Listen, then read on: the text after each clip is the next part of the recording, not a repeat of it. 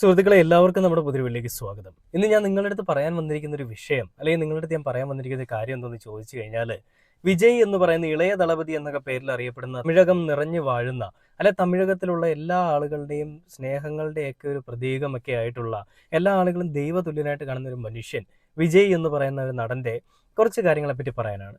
എന്താണെന്ന് വെച്ച് കഴിഞ്ഞാൽ, വിജയ് എന്ന് പറയുന്ന ഒരു വ്യക്തി ടി.വി.കെ എന്ന് പറയുന്ന ഒരു പാർട്ടിക്ക് രൂപം നൽകുകയും ആ പാർട്ടിയിൽ ഒരു പ്രതിനിധിയായിട്ട് ഇപ്പം നിന്ന് മത്സരിക്കാനായിട്ട് നിൽക്കുന്ന ഒരു കാഴ്ചയൊക്കെ നമ്മൾ കണ്ടതാണ്. ഡി.എം.കെയും ടി.വി.കെയും തമ്മിലുള്ള പരസ്പര വൈരുദ്ധ്യങ്ങളും അവർക്കിടയിൽ ഉണ്ടാകുന്ന പ്രശ്നങ്ങളും ഒക്കെ നമ്മൾ കണ്ടു, നമ്മൾ ചർച്ച ചെയ്താണ്. വിജയ് പോകുന്ന റാലിയിൽ ഉണ്ടാകുന്ന ദുരന്തങ്ങളെ പറ്റിയൊക്കെ ചർച്ച ചെയ്തതാണ്. അപ്പോൾ വിജയുടെ ഈ വാർത്തകൾക്കെല്ലാം ശേഷം വിജയുടെ ഒരു അടിപൊളി ഒരു പടം നമ്മുടെ ഈ തിയേറ്ററുകൾ കത്തിക്കാനായിട്ട് വരുന്നു, അല്ലെങ്കിൽ നമ്മുടെ ന്യൂ ഇയറിൽ തിയേറ്ററുകളിൽ ഒരു ഓളം ഉണ്ടാക്കാനായിട്ട് വരുന്നു. ആ ഒരു ചിത്രം ഉടനെ തന്നെ റിലീസ് ആവുമെന്നൊക്കെ പറഞ്ഞുകൊണ്ട് വലിയ പ്രഹസനങ്ങളൊക്കെ ആയിരുന്നു. എന്നാൽ ആ ചിത്രം പ്രദർശിപ്പിക്കാനുള്ള അനുമതി നിഷേധിച്ചുകൊണ്ട് നമ്മുടെ സെൻസർ ബോർഡും അതേപോലെ തന്നെ സിനിമയിലുള്ള മറ്റ് പല മേഖലകളിലുള്ള ആളുകളും ഒക്കെ രംഗത്തേക്ക് വന്നു. അങ്ങനെ ഹൈക്കോടതി ഇടപെട്ടു. ആ സിനിമ പ്രദർശനാനുമതി മാറ്റിവെച്ചു. ജനനായകൻ എന്ന് പറയുന്ന ഒരു ചിത്രമാണ്. ആ ചിത്രത്തിൽ മുഖ്യമായിട്ടും രാഷ്ട്രീയത്തിലുള്ള കളികൾ, അതിലുള്ള വൃത്തികേടുകളെല്ലാം വരച്ച് കാണിക്കുന്നുണ്ട് എന്നുള്ളതാണ് അതിൻ്റെ ഒരു ഉള്ളടക്കം. അല്ലെങ്കിൽ അതുകൊണ്ടൊക്കെയാണ് ആ ചിത്രം ബഹിഷ്കരിച്ചിരിക്കുന്നതെന്നൊക്കെയാണ് അറിയാൻ സാധിച്ചത്. അങ്ങനെ വിജയുടെ ജനനായകൻ എന്ന് പറയുന്ന ചിത്രത്തിന്റെ പ്രദർശനാനുമതി നിഷേധിക്കുകയും വിജയുടെ ചിത്രം ഇനി കാണിക്കാൻ സമ്മതിക്കില്ല എന്ന് പറഞ്ഞുകൊണ്ട് ഒരു ധാർഷ്ട്യം കാണിക്കുകയൊക്കെ ചെയ്തു. അപ്പോൾ അതിൽ പലരും വിജയെ DMKയുടെ കാര്യം പറഞ്ഞുകൊണ്ട്, DMK വിജയ്ക്കെതിരെ കളിക്കുകയാണ്, DMKക്ക് വിജയെ പേടിയാണെന്നൊക്കെ പറഞ്ഞുകൊണ്ട് പലരും പറയുകയുണ്ടായി. അപ്പം ഞാൻ വിശ്വസിച്ചത് വിജയ് നല്ലൊരു മനുഷ്യനാണ്, വിജയുടെ ഭാഗത്ത് നിന്ന് അങ്ങനെ ഒരു ഫോൾട്ടും ഉണ്ടാവത്തില്ല, വിജയ് എല്ലാ ആളുകൾക്കും നല്ല സഹായങ്ങളൊക്കെ ചെയ്യുന്ന ഒരു മനുഷ്യനാണെന്നാണ്. അപ്പം ഞാൻ തമിഴ്നാട്ടിലുള്ള എൻ്റെ ഒരു സുഹൃത്തുണ്ട്. ആ സുഹൃത്തുമായിട്ട് ഇങ്ങനെ സംസാരിക്കുമ്പോഴാണ് വിജയ് എന്ന് പറയുന്നൊരു മനുഷ്യൻ എന്താണെന്നൊക്കെ ഉള്ളതിൻ്റെ ഒരു ഏകദേശ രൂപം അല്ലെങ്കിൽ ഏകദേശ ധാരണ അദ്ദേഹം എൻ്റെ അടുത്ത് പറഞ്ഞത്. വിജയ് മോശമാണെന്നല്ല, നല്ല കാര്യങ്ങൾ ചെയ്യുന്നുണ്ടില്ല എന്നല്ല, പക്ഷേ വിജയുടെ ഭാഗത്ത് നല്ല ഫോൾട്ട് ഉണ്ടെന്നുള്ളതാണ് ആൾ എൻ്റെ അടുത്ത് പറഞ്ഞത്. അപ്പോൾ അതിങ്ങനെ കേട്ടപ്പോൾ എനിക്കും ഏകദേശം കാര്യങ്ങൾ മനസ്സിലായി, ഇങ്ങനെ ആയിരിക്കുമല്ലോ സംഭവങ്ങളെന്ന്. ഇതെല്ലാം ഇങ്ങനെ മനസ്സിലിരിക്കെ തന്നെ ഇന്നലെ ഞാൻ ഒരു വാർത്ത കണ്ടു, ഇന്ന് ഞാൻ പുതിയൊരു വാർത്ത കണ്ടു. അപ്പോൾ ഈ രണ്ട് വാർത്തകൾ നിങ്ങളിലേക്ക് എത്തിക്കാനായിട്ടാണ് വന്നത്. ആദ്യം തന്നെ ഞാൻ ഇന്നലെ കണ്ടൊരു വാർത്ത ഞാൻ നിങ്ങളെ കാണിച്ചു തരാം. ഇതൊന്ന് കണ്ടു നോക്ക്. വിവാഹമോചനം ആവശ്യപ്പെട്ടാണ് ചെങ്കൽപ്പെട്ട് കുടുംബ കോടതിയിൽ ഹർജി നൽകിയത്. 2 വർഷമായി ഇരുവരും അകൽച്ചയിലാണ് എന്നും വിവാഹമോചനം വേണമെന്നും ഹർജിയിൽ പറയുന്നു. ഹർജി ഏപ്രിൽ 20 കോടതി പരിഗണിക്കും. സായ് കുമാർ വിവരങ്ങളുമായി ചേരുകയാണ്. സായി, ഒരു നടനാണ്, രാഷ്ട്രീയ നേതാവാണ്, വലിയ ഇൻഫ്ലുവൻസർ ആണ്.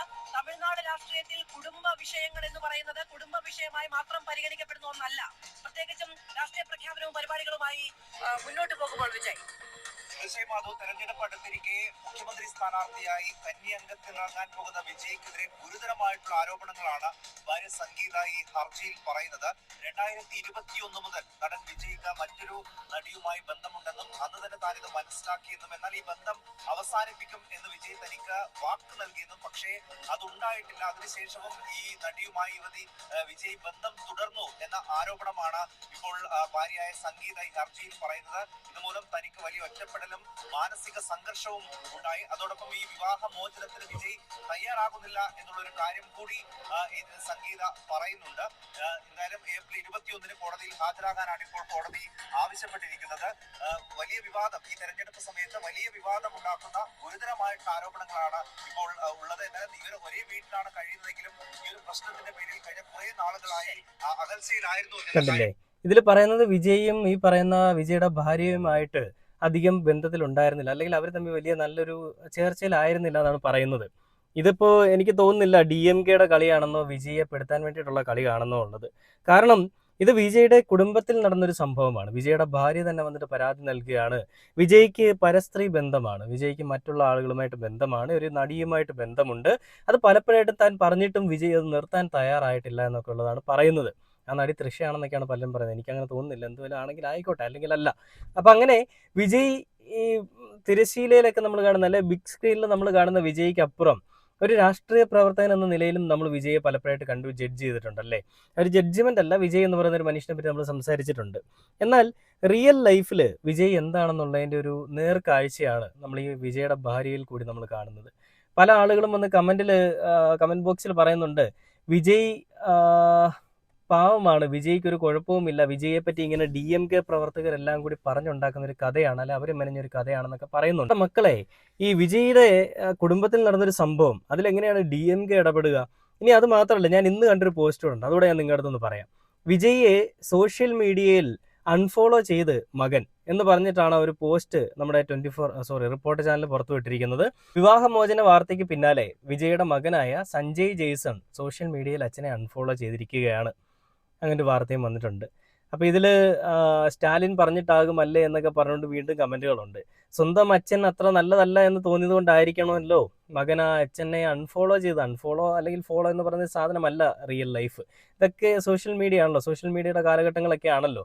അപ്പോൾ ഡിജിറ്റൽ യുഗമായതുകൊണ്ട് തന്നെ അതിനെ നമ്മൾ മുഖവിലേക്ക് എടുക്കണം കേട്ടോ. പിന്നെ വേറൊരു പോസ്റ്റിൽ പറയുന്നത് വിജയ് സംഗീത വിവാഹമോചനം, തൃഷയ്ക്കെതിരെ അധിക്ഷേപം, വിജയ്ക്ക് തുടരെ കഷ്ടകാലം. നടിയുമായുള്ള വഴിവിട്ട ബന്ധത്തെക്കുറിച്ച് 2021 അറിഞ്ഞപ്പോൾ തന്നെ വിലക്കിയെന്നും എന്നാൽ ഇത് വീണ്ടും തുടർന്നത് തനിക്ക് വളരെ അധികം മാനസിക ബുദ്ധിമുട്ടുണ്ടാക്കിയെന്ന് ഹർജിയിൽ പറയുന്നു.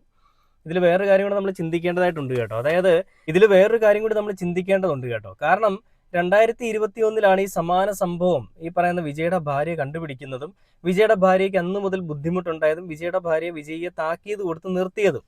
എന്നാൽ അത് വീണ്ടും 2021 ശേഷവും അത് തുടർന്നു. 2026 ആയപ്പോൾ തനിക്കത് കണ്ടിന്യൂ ചെയ്ത് പോകാൻ പറ്റില്ല, തനിക്ക് വിവാഹമോചനം വേണമെന്നൊരു ധാരണയിലെത്തി, അല്ലെ അങ്ങനെ ചിന്താഗതി വന്നു. ഇത് ഇലക്ഷൻ മുന്നിൽ കണ്ടുകൊണ്ടാണോ എന്നുള്ളത് നമ്മൾ ചിന്തിക്കേണ്ടിയിരിക്കും. രണ്ട് വശങ്ങളുണ്ട്. ഒന്ന്, ഇലക്ഷൻ മുന്നിൽ കണ്ടുകൊണ്ട് വിജയുടെ ഭാര്യയെ ആരെങ്കിലും ചേർത്ത് നിർത്തിക്കൊണ്ട് കളിക്കുന്ന ഒരു കളിയാണോ എന്ന് നമ്മൾ സംശയിക്കേണ്ടിയിരിക്കുന്നു. രണ്ട്, വിജയുടെ ഭാഗത്ത് ഫോൾട്ട് ഉണ്ടോ എന്നുള്ളത് നമ്മൾ സംശയിക്കേണ്ടിയിരിക്കുന്നു. വിജയുടെ ഭാഗത്ത് ഫോൾട്ട് ഉണ്ടോ എന്ന് ചോദിച്ചു കഴിഞ്ഞാൽ ഫോൾട്ട് ഇല്ലാതെ ഒരിക്കലും അദ്ദേഹത്തിന്റെ ഭാര്യ തന്നെ അദ്ദേഹത്തിനെ തള്ളിപ്പറയുമെന്ന് എനിക്ക് തോന്നുന്നില്ല. ഭാര്യ തള്ളിക്കളഞ്ഞെങ്കിൽ ഓക്കെ, ചിലപ്പോൾ പണം കണ്ടപ്പോഴോ പദവി കണ്ടപ്പോഴോ ഭാര്യ ചിലപ്പോൾ തള്ളിക്കളഞ്ഞു കാണാം. എന്നാൽ മകൻ എങ്ങനെ തള്ളിക്കളയും? സ്വന്തം അച്ഛൻ ഇത്രയും വലിയ സ്റ്റാർഡം ഉണ്ടായിട്ട്, അല്ലെ ഇത്രയും വലിയ വാല്യൂ ഉണ്ടായിട്ട് ഒരു മകൻ അങ്ങനെ അച്ഛനെ വെറുതെ തള്ളിക്കളയും. ഇനി സിനിമയൊന്നും ചെയ്യുന്നില്ല എന്നറിഞ്ഞപ്പോൾ അച്ഛനോട് ദേഷ്യം തോന്നി ചിലപ്പോൾ തള്ളിക്കളഞ്ഞത് ആവാം കേട്ടോ. ഏതൊക്കെ രീതി വേണമെങ്കിൽ നമുക്ക് ചിന്തിക്കാം. ഞാൻ ഇവിടെയും പറയുന്നില്ല വിജയ് പെണ്ണുപിടിയനാണെന്നോ വിജയ്ക്ക് ഇങ്ങനെ പരസ്ത്രീ ബന്ധമുണ്ടെന്നോ വിജയ് ഒരു വൃത്തികെട്ടവനാണെന്നോ ഒന്നും ഞാൻ പറയുന്നില്ല. പക്ഷേ നന്മമരമല്ല എന്നുള്ളത് എനിക്കിപ്പോൾ മനസ്സിലായി. വലിയ നന്മമരം കളിച്ച് തമ്പി കീഴെ ഇറങ്ങ്, തമ്പി കീഴെ ഇറങ്ങ് എന്നൊക്കെ പറഞ്ഞുകൊണ്ട് മെഴുകുന്ന വിജയുടെ ഒരു നല്ല മുഖം അല്ലെങ്കിൽ അവരുടെ ഒരു മുഖം മൂടി വലിച്ചു കീറുന്ന രീതിയിലുള്ള വാർത്തകളാണ് ഇപ്പോൾ പുറത്തു വന്നുകൊണ്ടിരിക്കുന്നത്. എന്ത് തന്നെയാണെങ്കിലും വിജയുടെ ഭാഗത്ത് ഫോൾട്ട് ഉണ്ടെങ്കിൽ അതിന് വിജയ് തക്കതായിട്ടുള്ള ശിക്ഷ അനുഭവിക്കണം, അല്ലേ?